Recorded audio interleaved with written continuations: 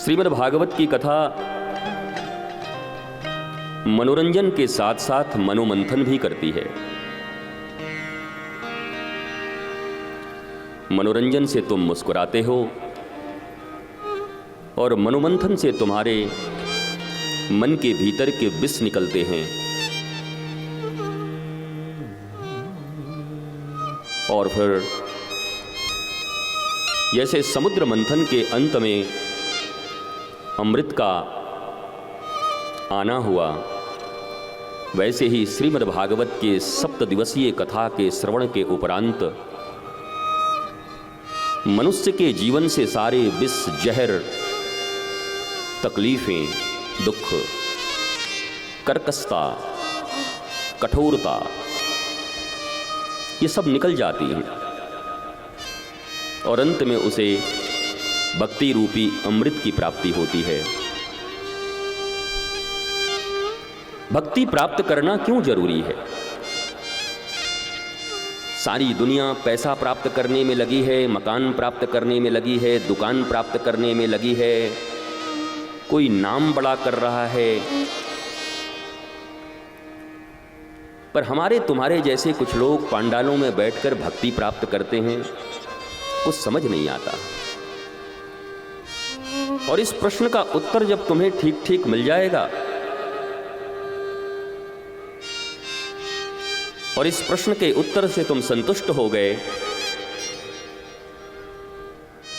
तो जीवन में फिर भक्ति तुम्हारे लिए कोई सब्सिडरी सब्जेक्ट नहीं रहेगा, ऐच्छिक विषय नहीं रहेगा, बल्कि ये तुम्हारे लिए अनिवार्य विषय हो जाएगा। अभी तक हमारे समाज में ये मान्यता है कि काम करो, धाम करो, नाम करो, थोड़ा बहुत समय मिले तो भक्ति भी कर लो। पर मैं आपको स्पष्ट रूप से बता दूं कि थोड़े बहुत भक्ति करने से कुछ मिलने वाला नहीं है।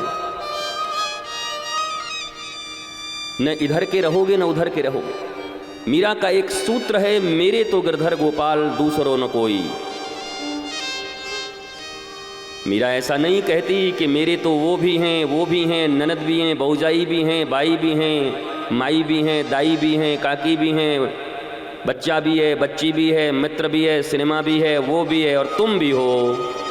भगवान कहते हैं मुझे ऐसों को मिलने की जरूरत नहीं।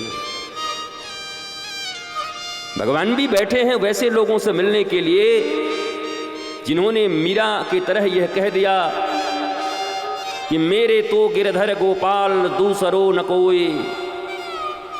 पहला लाइन कहना बड़ा आसान है। दुनिया में सभी कहते हैं मेरे तो गिरधर गोपाल, मेरे तो भोलेनाथ, मेरी तो भवानी माँ, मेरी तो तुलजा देवी, सभी कहते हैं, पर ये कोई नहीं कहता कि दूसरो न कोई।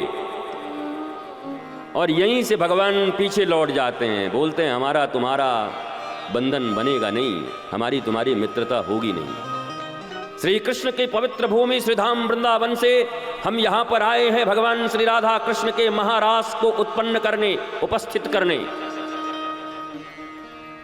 अगर इस महारास में तुम भाग न ले सके तो तुम्हारी जिंदगी ऐसी निराश, उदास, हताश, हरास में रहेगी। दुनिया में 2 ही रास्ते हैं, या तो श्री कृष्ण के साथ महारास कर लो या फिर निराश, उदास और हताश जी लो।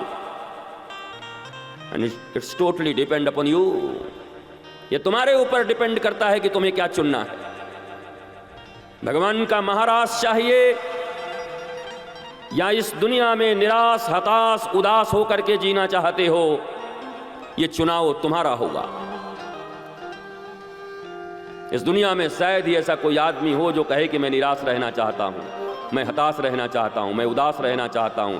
हर कोई चाहता है आनंदित होना, हर कोई चाहता है मस्त होना, हर कोई चाहता है गीत गाना, नृत्य करना, आह्लादित होना, अपने परिवार, परिजन, समाज के साथ मस्ती के साथ जीवन यापन करना चाहता है सभी, पर मिलता किसी किसी को है।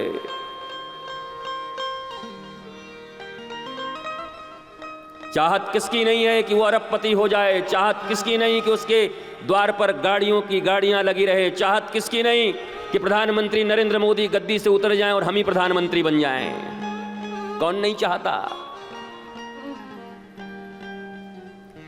सबके हृदय में एक ही चाहत है, कैसे ऊंचाई पर जाएं, सुविधा की सारी सामग्रियां हमें मिलें, घर द्वार परिवार हमारा आनंदित रहे, हमारे बेटे बेटी बहू सब आनंद में रहें, धनवान रहें, आरोग्य से भरे रहें, पर मिलता क्यों नहीं?